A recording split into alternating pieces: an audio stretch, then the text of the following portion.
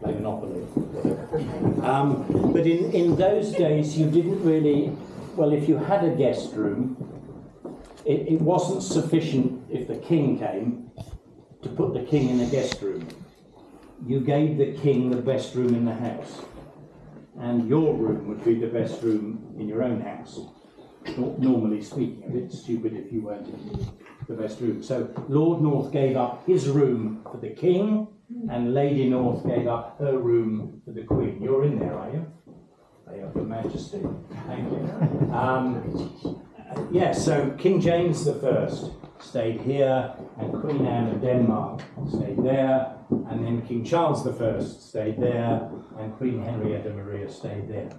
And the Lord and Lady North kicked out the lesser family, and the lesser family kicked out the lesser family. And you get the idea. The stable boy kicks the dog. So, any question? I know, in case someone remembers from before, we used to have a sedan chair here. We still have a sedan chair, except we don't have it at the moment because it's away being repaired.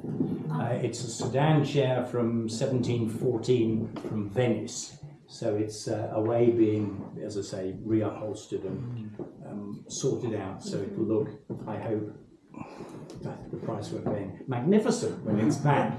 And it will be very good. It should be back, if not this month, next month. It used to be in the Great Hall. Oh, it's always been up here before you came. Before my time, yes. BB, before Baldwin. But I'm looking forward to it because this last July we didn't have it. And I couldn't get students to carry me around the estate on July the 4th. So it'd be nice to reinstate that as a tradition. Do please walk the grounds while you're here. I know some of you have been before. You can't leave the grounds by mistake. If you either walk through the front entrance gates, or you climb over a wall, or a barbed wire fence, or a steel girder fence. Otherwise, you can't leave the grounds. So you will know if you've left it. You can walk round, and it is worth doing. The rose garden, the knot garden, the her ladyship's pool, and the large lake that's a dozen times the size of the small one with the cascade waterfall and so on. All I would say, and I've only recently started saying this again, out of experience, if when wandering the grounds you see a hole in the ground, don't put parts of your anatomy down it. I think that's quite a good rule of thumb wherever you are. We don't have animals that can kill you. We do have animals that defend their own territory.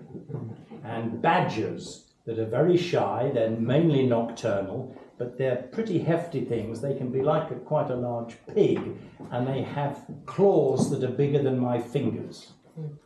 And if an arm or a leg is going down, oh, I thought I'd explore, says a bleeding student. It's a good idea not to put parts of your anatomy. Well, if you're fond of parts of your anatomy, don't put them down holes in the ground, please. He's all right now? Yes, unfortunately. At least physically, I can't count for anything else. Then I couldn't before he did that, but there you are. Wander downstairs, we'll go down, and the bottom of the stairs is the chapel, and I'll meet you in there. As you walk down, look at the family portraits and some of the documents and so on that are framed on the staircases as you go.